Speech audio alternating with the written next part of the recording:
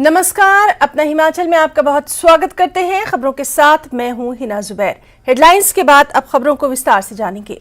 अहम खबर से शुरुआत करेंगे। जल शक्ति विभाग के जेई राजेश चौधरी का शव देहरा में बनेर खड्ड में तैरता हुआ मिला है। सुबह 11 बजे पुलिस को खड्ड में तैरते हुए शव की सूचना मिली थी, जिसके बाद पुलिस ने शव को गड्ढे से निकालकर अपने कब्जे में ले लिया। बता दें कि 24 अगस्त को कांगड़ा के दौलतपुर के पास जलाड़ी गांव में जल शक्ति विभाग के जूनियर इंजीनियर राजेश चौधरी बनेर खड्ड में बह गए थे, जिसके बाद उनकी खोज में सर्च ऑपरेशन चलाया गया था। अब उनका शव बरामद हुआ है।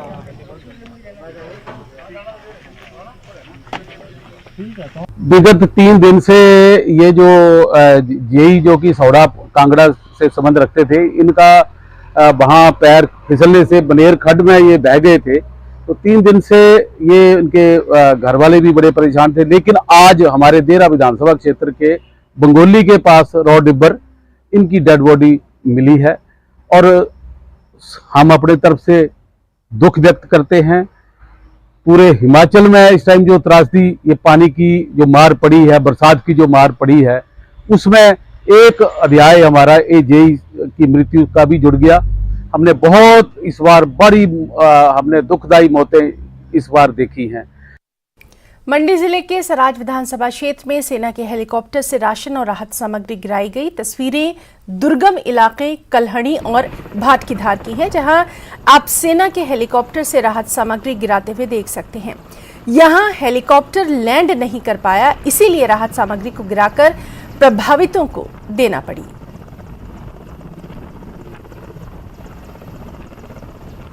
एक और अहम खबर, सीपीएस रामकुमार ने बड़ा बयान देते हुए कहा है कि आपदा से उद्योगों को भारी नुकसान हुआ है। अकेले औद्योगिक क्षेत्र बीबीएन से हिमाचल को रोजाना 100 करोड़ रुपए का नुकसान हो रहा है। उन्होंने सीएम सुक्खू को चिट्ठी लिखकर पुल निर्माण के लिए सेना की मदद लेने की भी मांग की है।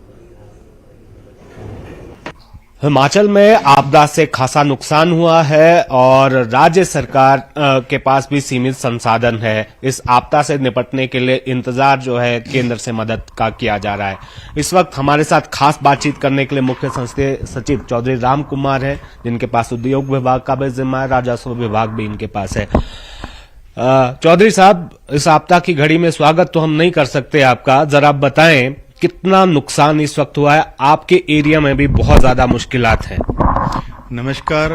इस आपदा की घड़ी में खासकर मेरा जो बीबीएन क्षेत्र है, बद्दी बरोटी वाला नालागढ़ औद्योगिक क्षेत्र इसको बोलते हैं, इसमें लगभग 500 करोड़ का नुकसान जो है वो मेरे हिसाब से हुआ है। बद्दी जो हमारा मेन इंडस्ट्रियल बेल्ट है, उसमें पंजौर से लेके बद्दी तक लगभग 3 बड़े पुल जो हैं वो ध्वस्त हो गए हैं। उनका मुख्य कारण रहा कि एक तो उनकी नींव जो है वो बड़े पुराने पुल बने हुए थे, उनकी नींव बड़ी 5 फीट थी। उसके बाद नदी के कटान के कारण जो है वो डाउन होती गई। 2007 में एक बार बद्दी का पुल कोलैप्स किया था, उसको उस समय में चेयरमैन जिला परिषद था, हमने इसको 1.5 महीने में रिस्टोर किया था और उसमें सीढ़ियां बनाई थी नीचे को, ताकि पानी जो है उसको खराब ना कर सके। और इस स्थिति से निपटने के लिए मुझे पता था कि बरसात आने वाली है।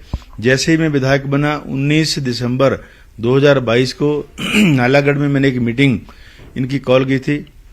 नेशनल हाईवे को स्पेशली मैंने निवेदन भी किया था, डायरेक्शन भी दी थी कि आप बड़े जो पुल हैं हमारे बद्दी नालागढ़ रोटी वाला पिंजौर रोड पे, तो इनको आप प्रायोरिटी के आधार पे लगाएं।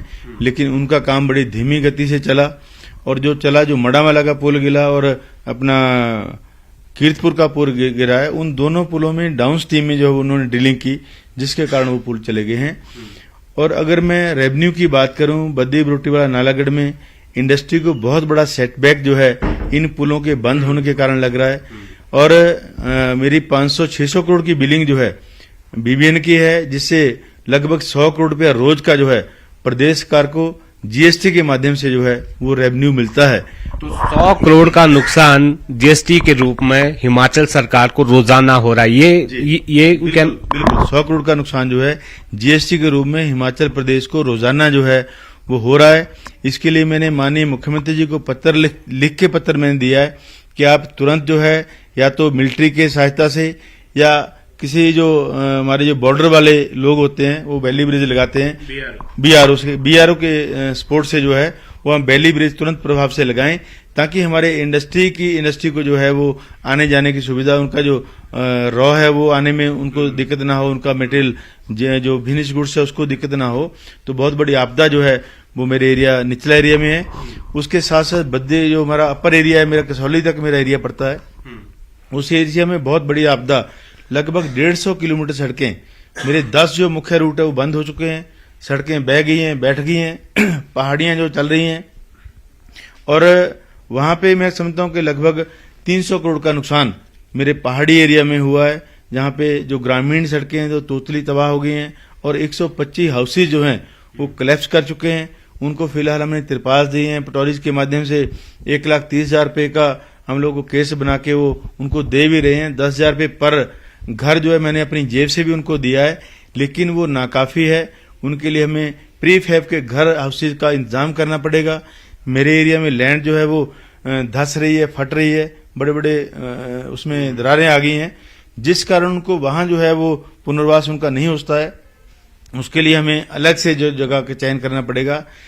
उन पर संकट ये है कि उनको आने जाने में दिक्कत हो गई है कि हमारे जो, क्योंकि हर वहां नालागढ़ का नाम नालाओं का गढ़ है, हर 1 किलोमीटर के बाद नाला है, बहुत सारी छोटी पुलियां जो हमारी बह गई हैं, किसी का क्वार्टर कहीं 2 किलोमीटर के बाद है, उसको आने में दिक्कत है, जाने में दिक्कत है, हर तरह की दिक्कतें हैं। रोड्स के जो हमारे वर्म्स थे वो सारे टूट चुके हैं, उनको हमको रिस्टोर करना है। इसलिए मैं चाहता हूं कि BBND के माध्यम से जो है उन सबको रिस्टोरेशन के लिए उनको पैसा दिया जाए और उनको रिस्टोर किया जाए। नेशनल हाईवे अथॉरिटी से मामला उठाया जाए, और हिमाचल को नेशनल डिजास्टर जो है वो घोषित करना जरूरी है। अगर मैं उत्तराखंड की बात करूं कि उत्तराखंड में केवल एक जिले में तराशी थी, हिमाचल में लगभग सभी जिलों में तराशी है, लेकिन आज तक इसको नेशनल डिजास्टर घोषित नहीं हुआ है। मैं ये टेक्निकल बात बता रहा हूं, आपको पता होगा, चैनल्स के माध्यम से भी आप देख सकते हैं कि भारत सरकार को तुरंत प्रभाव से जो है इसको नेशनल डिजास्टर जो है घोषित करना चाहिए। पर भाजपा तो कह रही है कि पूरी मदद हो रही है। जेपी नड्डा भी अभी दौरा करके गए, अनुराग ठाकुर लगातार ये कह रहे हैं, और नेता प्रतिपक्ष जयराम ठाकुर भी कह रहे हैं कि पूरी मदद जो है की जा रही है। आप लोग धन्यवाद भी नहीं करते? नहीं, हम लोग, उन्होंने जो पैसा दिया है 500 करोड़ ऊंट के मुंह में जीरे वाली बात जो हुई है उसका हम धन्यवाद तो करते हैं, लेकिन जिस पैसे की वो बात कर रहे हैं वो नेशनल अथॉरिटीज को दिया गया, नेशनल हाईवेज के लिए दिया गया, वो उनकी गलती के कारण टूटे हैं। नेशनल हाईवेज की क्वालिटी किसी ने चेक नहीं की। परवाणु शिमला रोड पे जो डंगाज लगे हैं वो डंगा फ्रॉम द वेरी बिगिनिंग जो है वो पत्थर के लगाए गए, जबकि वो RCC के लगने चाहिए थे। मुझे एक एडवोकेट्स का प्रतिनिधिमंडल मिला था, उन्होंने ड्राफ्टिंग की है, वो कहते हैं आप मदद करिए, हम इनके खिलाफ FIR करना चाहते हैं, क्योंकि लगभग 400 लोग जो हैं एक साल में नालागढ़ बद्दी रोड पे मर चुके हैं एक्सीडेंट्स के कारण। NHI उसके खिलाफ बिल्कुल करेंगे। तो राम कुमार हमारे साथ थे, CPS, तो ये कह रहे हैं कि 100 करोड़ तो रोजाना GST के रूप में ही नुकसान हिमाचल को हो रहा है, और कोशिश अब ये की जा रही है कि जिस तरह का नुकसान BBN में हुआ है, औद्योगिक क्षेत्र को हुआ है, उसमें जो है उसकी भरपाई जल्द की जाए। शिमला से कैमरा सहयोगी दीपक राणा के साथ रणबीर सिंह, News 18 हिमाचल। नेता प्रतिपक्ष जयराम ठाकुर ने बंद सड़कों को बहाल करने में हो रही देरी को लेकर एक बार फिर सरकार पर सवाल उठाए हैं। जयराम ठाकुर ने मंडी के दुर्गम भाटकीधार इलाके का दौरा कर प्रभावितों से खास मुलाकात की। सड़कों की वजह से लोगों को हो रही परेशानियों पर उन्होंने कहा कि फिलहाल 9 से 5 बजे तक रेस्टोरेशन का काम हो रहा है, जिससे बहुत वक्त लग जाएगा। सरकार को चाहिए कि युद्ध स्तर पर सड़कों की बहाली का काम हो। आज मैं कह रहा हूं, विपक्ष के नेता के नाते मेरा सरकार का विरोध करने का कोई सवाल नहीं है। मेरा सवाल सिर्फ इतना है, जनता भयानक कठिनाई के दौर में से गुजर रही है, बहुत संकट के दौर में से गुजर रही है। इस संकट की घड़ी में सामान्य परिस्थिति की तरह काम न किया जाए, युद्ध स्तर पर काम किया जाए। मेरे ही विधानसभा क्षेत्र का आधा हिस्सा अभी जो है, जहां पर पानी की सुविधा नहीं हो पा रही है, जहां बिजली की सुविधा नहीं है, अभी तक रिस्टोर नहीं हो पाई है, और बहुत सारा इलाका मेरे विधानसभा क्षेत्र का जहां कम्युनिकेशन का यानी कि नेटवर्क जो है बिल्कुल टोटल कोलैप्स हुआ पड़ा है, और बाकी विधानसभा क्षेत्र की स्थिति भी मुझे लगता है कि इसी तरह से होगी। इसलिए जो व्यवहारिक चीज है उन चीजों को लेकर के हमको कहने की आवश्यकता है। ऐसा मत सोचिए कि हम विपक्ष में हैं और विपक्ष में रहते हुए हम कोई बात कह रहे हैं। हम आपसे आग्रह कर रहे हैं, प्राथमिकता के साथ युद्ध स्तर पर एक अस्थाई व्यवस्था के अनुरूप जो है, जो सड़कें रिस्टोर की जा सकती हैं वो करनी चाहिए। रात दिन काम होना चाहिए। स्थिति इस प्रकार की है कि इसको सामान्य परिस्थिति ना माना जाए। मेरा प्रदेश सरकार से इस बात के लिए विशेष तौर से आग्रह है कि व्यक्ति की जिंदगी से महत्वपूर्ण कोई नहीं है, इसलिए कोशिश करें कि जो लोग अस्थाई व्यवस्था के अंतर्गत विस्थापित एक तरह से होकर के दूसरे स्थान पर रह रहे हैं, उनके लिए वहां पर माकूल ठीक तरह से रहने की व्यवस्था करें। हिमाचल प्रदेश के कॉलेजों और विश्वविद्यालयों में इस बार भी छात्र संघ के चुनाव नहीं होंगे। ज्यादातर कॉलेज चुनाव करवाने के पक्ष पे नहीं है। चुनाव में हिंसा की आशंका के चलते कॉलेज प्रबंधन चुनाव नहीं कराना चाहते। 2014 से ही छात्र संघ चुनाव नहीं हो रहे, लेकिन छात्र नेता रहे सुखविंदर सुक्खू के सीएम बनने के बाद से ही स्टूडेंट्स में एक उम्मीद जगी थी। लेकिन एचपीयू के pro VC professor Rajendra Verma ने इस बारे में कहा कि इस बार चुनाव नहीं होंगे। हाँ, स्टूडेंट इलेक्शन काफ़ी पहले से चलते आ रही है ये डिमांड की स्टूडेंट इलेक्शन किए जाएं, और ये स्टूडेंट इलेक्शन डिक्लेयर करना कोई यूनिवर्सिटी का या हम लोगों का यूनिवर्सिटी अथॉरिटी का कोई सिंगल डिसीजन नहीं होता है। इसका डिसीजन जो हम डिफरेंट कॉलेजेस जो स्पेशली एफिलिएटेड कॉलेजेस हैं एचपी यूनिवर्सिटी के साथ, उनकी अथॉरिटी के साथ बात करने के बाद ही, क्योंकि देखो इलेक्शन तो उन लोगों ने करवाने हैं मेन, हम तो सिर्फ एचपी यूनिवर्सिटी कैंपस का ही करवाएंगे। हम डिक्लेयर करते हैं, हम रेगुलेट भी करते हैं यहाँ से, पर प्रैक्टिकली वो अपने कॉलेजेस में करवाते हैं। तो जब उनका ओपिनियन, अभी हमारी एक मीटिंग थी जो जिसमें कैलेंडर फिक्स होना था सारे कॉलेजेस का हिमाचल में, तो वो मीटिंग हुई तो उसमें एक ओपिनियन जो मेजॉरिटी का आया है डिफरेंट प्रिंसिपल्स की तरफ से, डिफरेंट कॉलेजेस के प्रिंसिपल्स की तरफ से, तो वो यही आया है कि अभी भी हम इस पोजीशन में नहीं हैं कि हम एससी इलेक्शन या स्टूडेंट इलेक्शन को जो करवाएं। उसमें उन्होंने कुछ रीजन दिए थे। एक तो नेचुरल कैलेमिटी है कि हम ऑलरेडी डिले हो चुके हैं, हम लेट हो चुके हैं सेशन में भी। सेकंड, जो एक एनवायरनमेंट होना चाहिए, सुटेबल कंड्यूसिव एनवायरनमेंट होना चाहिए इलेक्शन के लिए, वो अभी नहीं है। तो इस बार हम सोच रहे हैं कि शायद इलेक्शन ना हो, और फ्यूचर में हम देखेंगे कि अगर कंड्यूसिव एनवायरनमेंट होगा तो हम इलेक्शन करेंगे। ओल्ड पेंशन स्कीम को लेकर न्यू पेंशन कर्मचारी महासंघ के अध्यक्ष प्रदीप ठाकुर ने बड़ा बयान दिया। प्रदीप ठाकुर ने कहा कि ओपीएस की मांग के लिए 1 अक्टूबर को दिल्ली में रैली होगी, जिसमें पूरे देश के कर्मचारी इकट्ठा होंगे और केंद्र सरकार से पुरानी पेंशन बहाली की मांग करेंगे। यहां प्रदीप ठाकुर ने कर्मचारियों के बकाये 10,000 करोड़ की रकम की मांग भी केंद्र सरकार से की। 1 अक्टूबर को दिल्ली में महारैली संगठन की ओर से की जा रही है। एनएमओपीएस के बैनर तले ये रैली होगी। आदरणीय विजय कुमार बंधु जी के नेतृत्व में ये रैली होगी, और जिसमें 5 से 7 लाख कर्मचारियों के इकट्ठा होने की जो है उम्मीद कर रहे हैं। और इसमें पूरे देश के सभी प्रदेश से कर्मचारी आएंगे, और देश के हर एक राज्य में पेंशन बहाली के प्रयास किए जाएंगे। देश के जो जितने भी केंद्र सरकार के कर्मचारी हैं, जैसे हिमाचल प्रदेश में केंद्र सरकार के कर्मचारियों की पेंशन उनको नहीं मिल पाई है क्योंकि केंद्र सरकार ने पेंशन बहाल नहीं किया, तो इसके लिए भी हम प्रयास करेंगे। तो ये हमारा जो है ये प्रयास अब अपने उस पैसे के लिए भी जारी रहेगा। और यहाँ रुकना चाहेंगे एक छोटे से ब्रेक के लिए, जल्द लौटेंगे।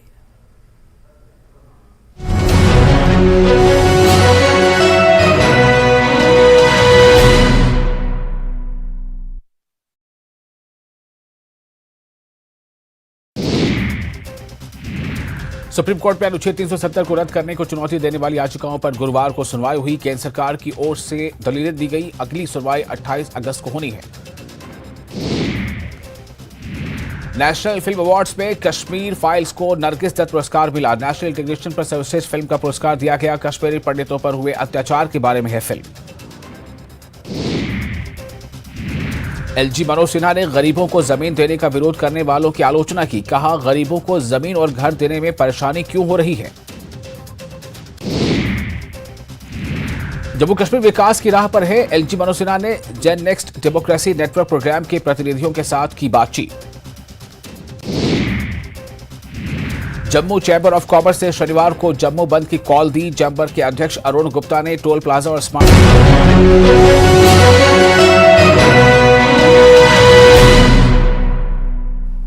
और ब्रेक के बाद अपना हिमाचल में खबरों को आगे बढ़ाएंगे। केंद्र सरकार ने हिमाचल के लिए 6500 घरों को मंजूरी दी है, जिसके लिए पंचायती राज मंत्री अनिरुद्ध सिंह ने केंद्र का आभार व्यक्त किया। पंचायती राज मंत्री अनिरुद्ध सिंह ने केंद्र सरकार के पास घरों का मामला उठाया था, जिस पर केंद्र सरकार ने 6500 घरों की मंजूरी दे दी है। अभी घर किसे दिए जाएंगे, इसके नियम जल्द ही तय किए जाएंगे।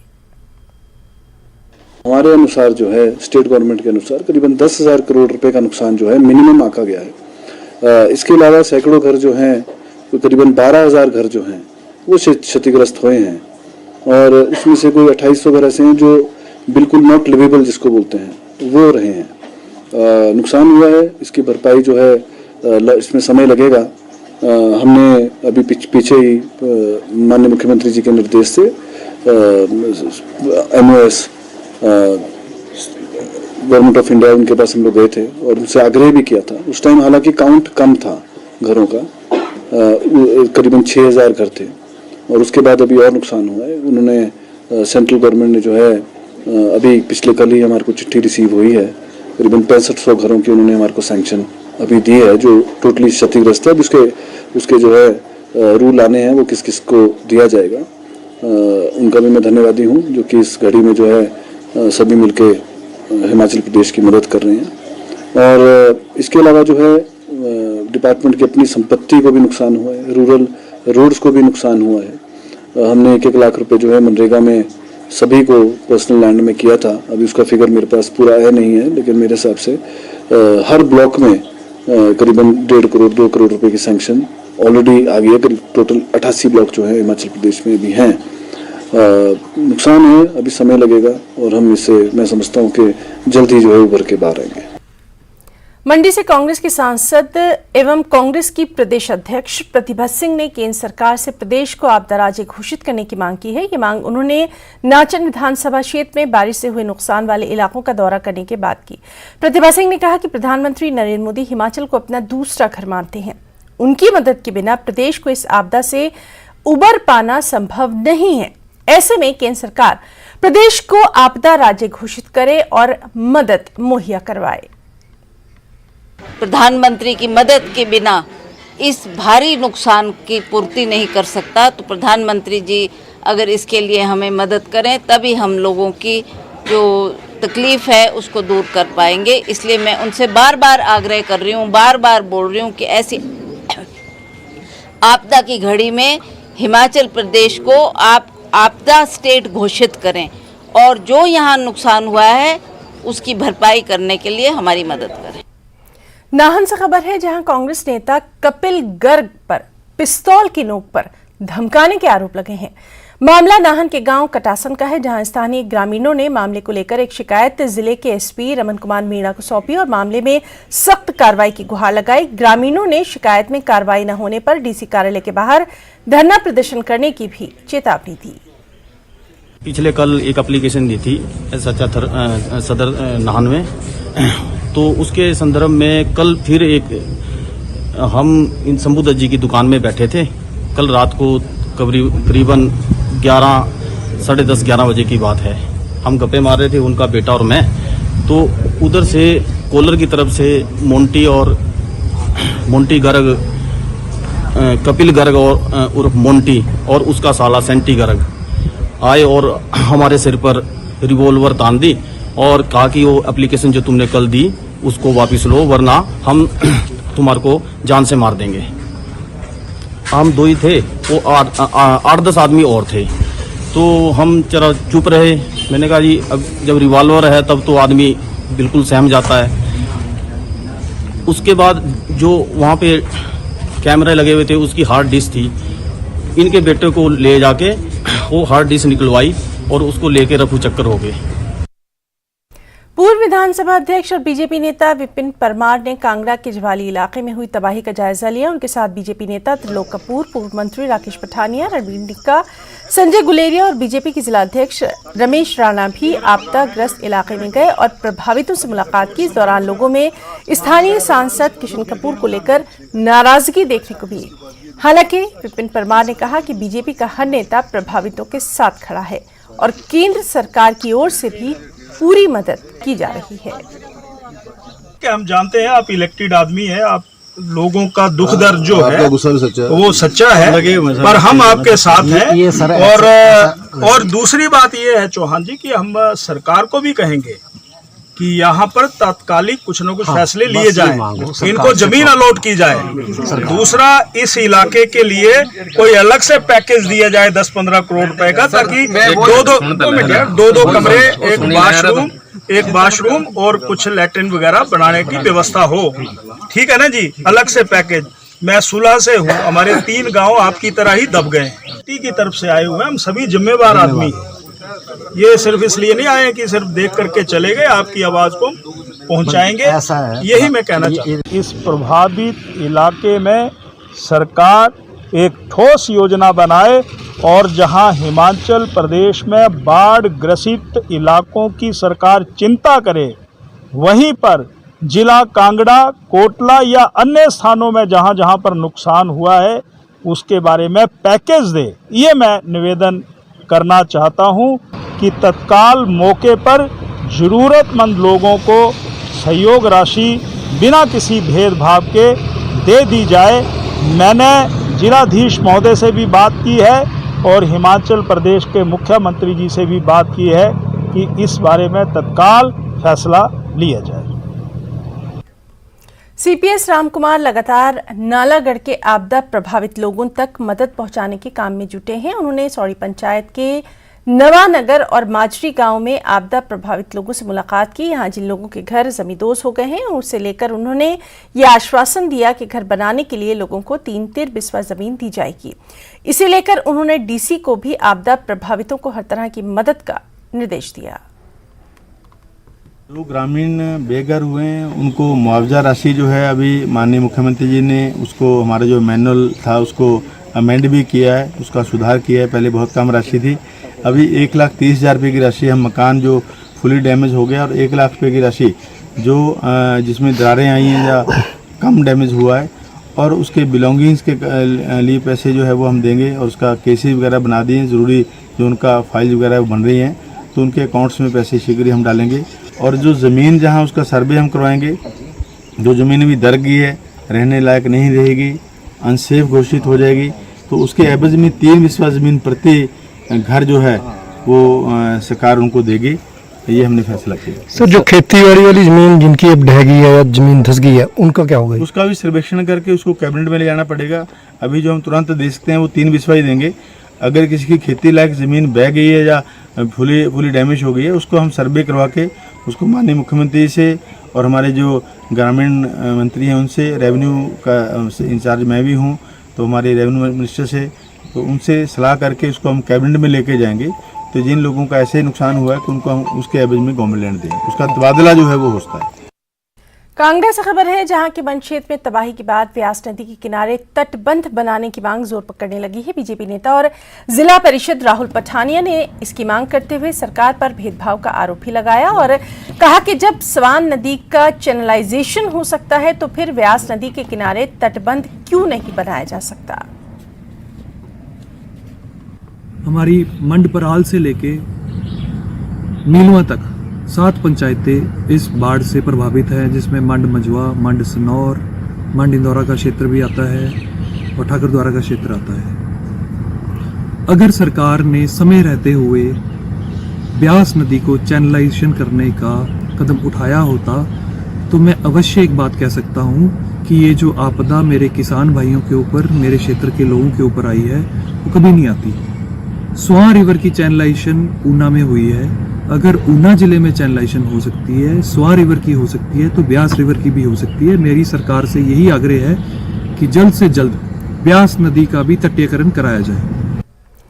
नालागढ़ के रामशहर मार्ग पर जगह जगह भारी लैंडस्लाइड से सड़क पर दरारें आ गई हैं, जिससे एक बार फिर नालागढ़ रामशहर मार्ग पर आवाजाही बंद हो गई है और रास्ते के बंद होने के बाद नालागढ़ से वाया रामशहर से शिमला जाने वाले लोगों को भारी दिक्कतों का सामना है।